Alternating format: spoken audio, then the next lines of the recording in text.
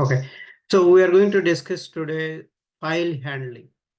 Okay, how to handle files. So if there are no data in the files, how you can read the data to your Java program. And you have data in your file, how can you write to another file? That's a second scenario. Reading and writing. These are the two scenarios very important for us. For reading, we have few classes and methods. For writing, we have few classes and methods. Everything classes and methods only. And so if you want to read and write, you have to use a file streams.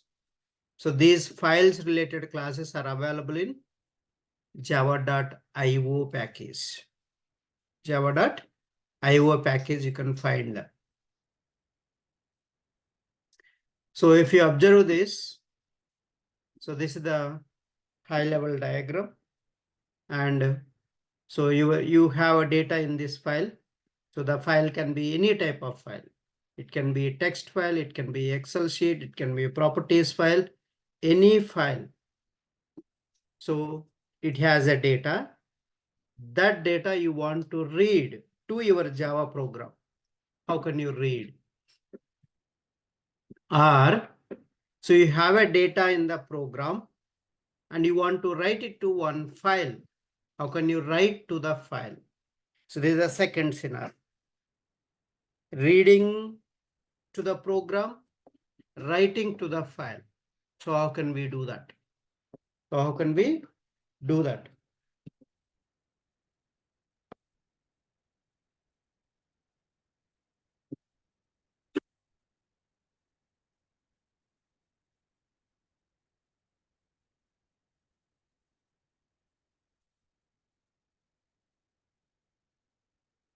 So for reading the data,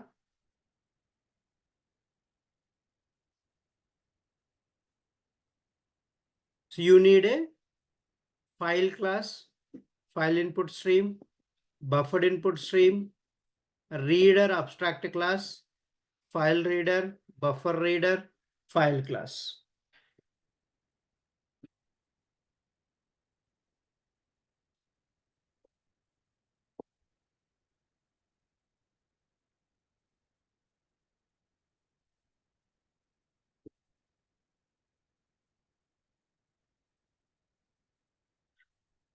So buffer reader and file reader. So these are the classes. So we are going to use for reading, and the data will stream in the network. So like a packets, it will move to the data in the network packets, and that data will be, it will go either byte data or char data. So it will stream in the network. So byte data or char data, it will flow from file to a Java program. For reading the data, you are going to use a read method or read line method. So read method is used to read either byte data or character data. So read line method will read entire line of code. So entire line of code can be read with this read line method. And so these are the classes for say file input stream. You're inputting the data to the program. That's a file input stream. File input stream. Buffered input stream. So file reader, buffer reader. So these are the, so file reading purpose. For writing purpose, so you are going to use file output stream, buffered output stream, writer abstract class, and file writer class, buffer writer class you're going to use. So why we are using a buffering means, if you want to improve the speed of reading and writing, you will use a buffering concept along with these classes. So file input stream you have to use, then you can use a buffered input stream. So buffered input stream alone you cannot use. Same here also. File reader first you have to create object, then buffer reader object you have to create. File output stream object you have to create, then buffer output stream object you have to create, because in this object you will pass this object reference as a argument for the constructor. Here also same. File input stream object reference you have to pass as a argument to buffered input stream constructor. As a parameterized constructor, you have to pass file input stream object. Same file reader object reference, you have to pass it to buffer reader constructor. So you're using a parameterized constructor. Everything see previous topics.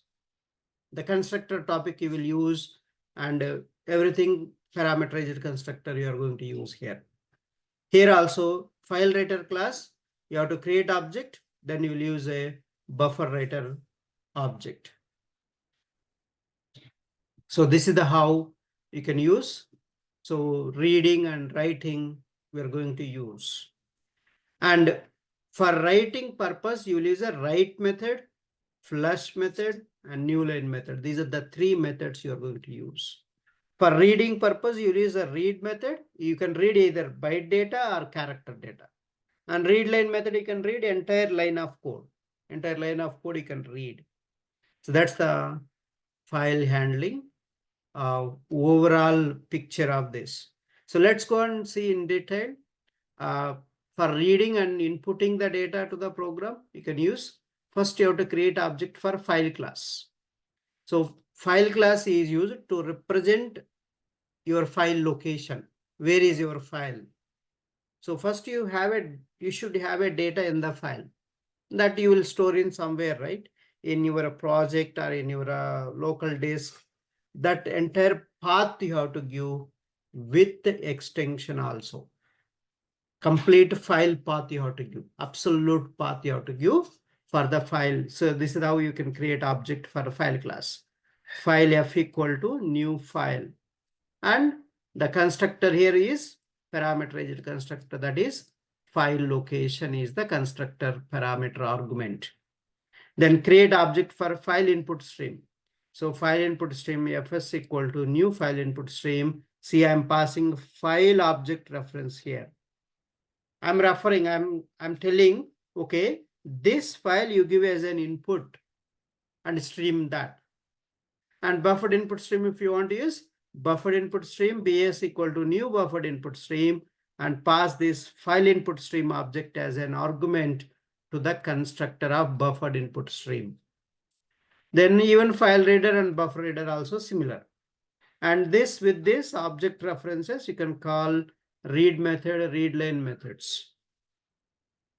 That's a total how you can use that. So while working with the files, we need to use a checked exceptions. Otherwise, code won't compile. So you have to use IO exceptions or file not found exception. Those are the checked exceptions. If you know exception handling, then you can handle these things. Because suppose if file is not there in this location, and you will get a file not found exception. So that's why you have to know that why you are getting that exception. So that you have to handle in the compile time itself. So then use try catch finally block to handle that. So in the try block, you can include this line of code, and then you can continue the rest of the code. So same way, file reader also you can use. That's what I told. File reader fr equal to new file reader. So file reader generally one character data if you want to read, you will use a file reader.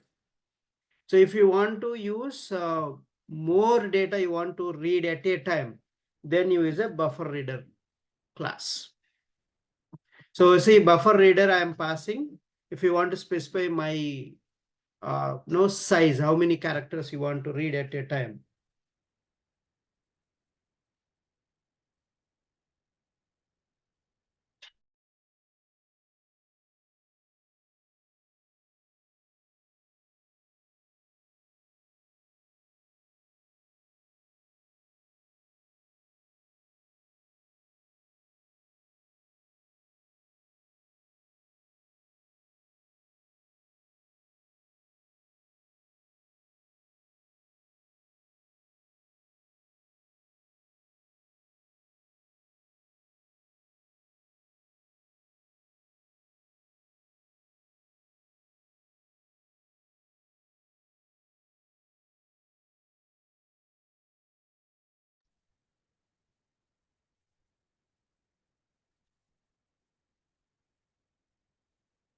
So if you use a buffer reader, you must use a read line method because it reads the entire line.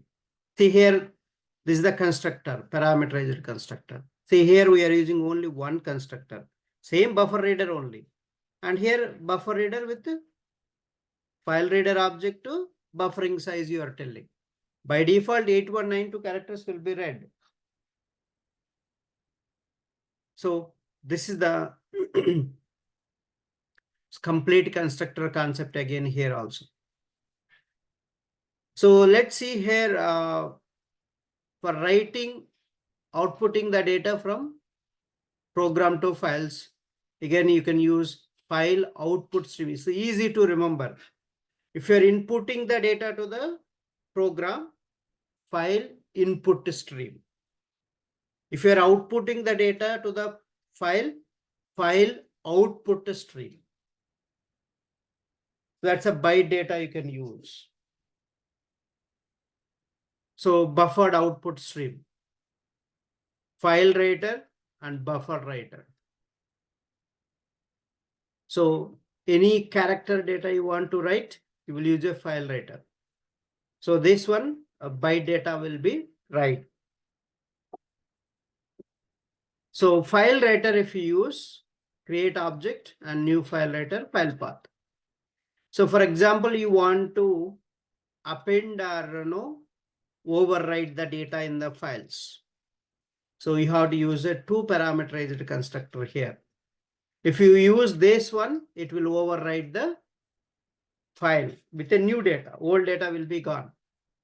And if you use this parameter, Boolean append equal to true, and this append parameter, if you pass it here for this file writer constructor, so that means here single parameterized constructor, here two parameterized constructor. If you use a single parameterized constructor, it will override the data. So the same thing, if you use a two parameterized constructor, one is a file path and another one is a append Boolean value you have to pass the variable. So either true or false, you need to pass it here. Then it will append. Here by default, it will be false only, so that it will override.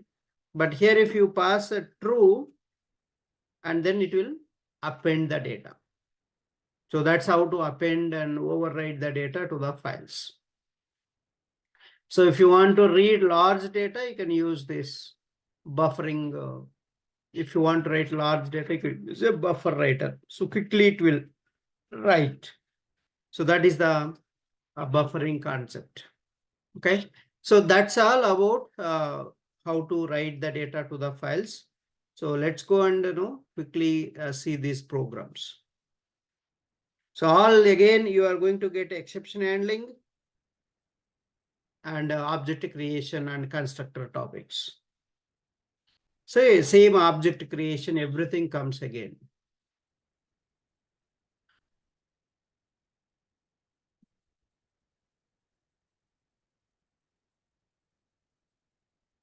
So I'll just take entire part.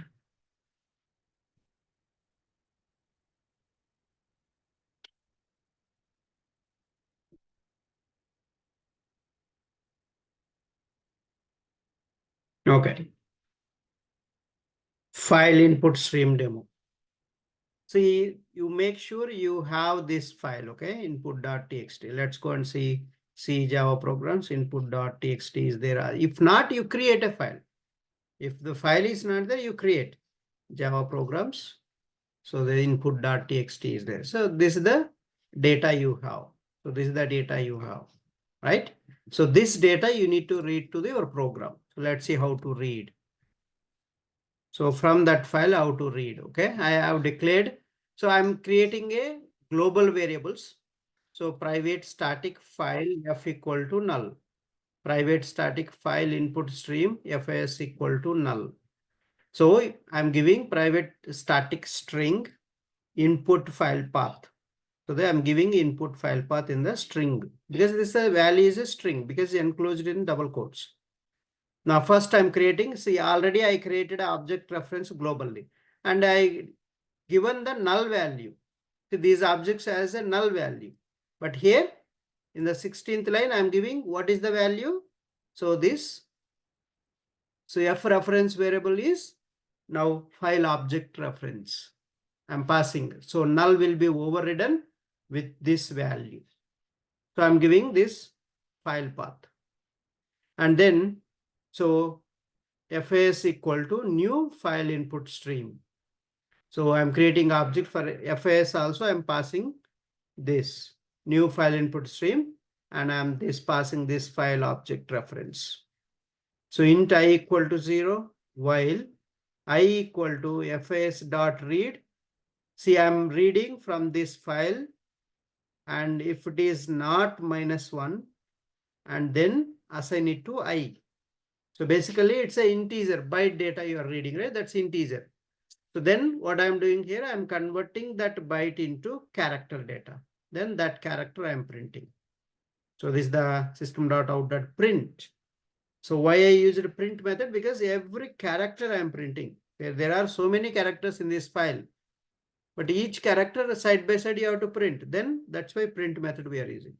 So catch, see file not found exception. So you have to include this also inside this file not found exception. If file is not there, then this catch block will export. So finally, I'm closing this fs.close. See, so finally block I told you already to close the file streams. We'll use this finally block, and see the close method is used. So let's run this, and you can see again you're getting a exception handling concept here. We already did in the exception topic.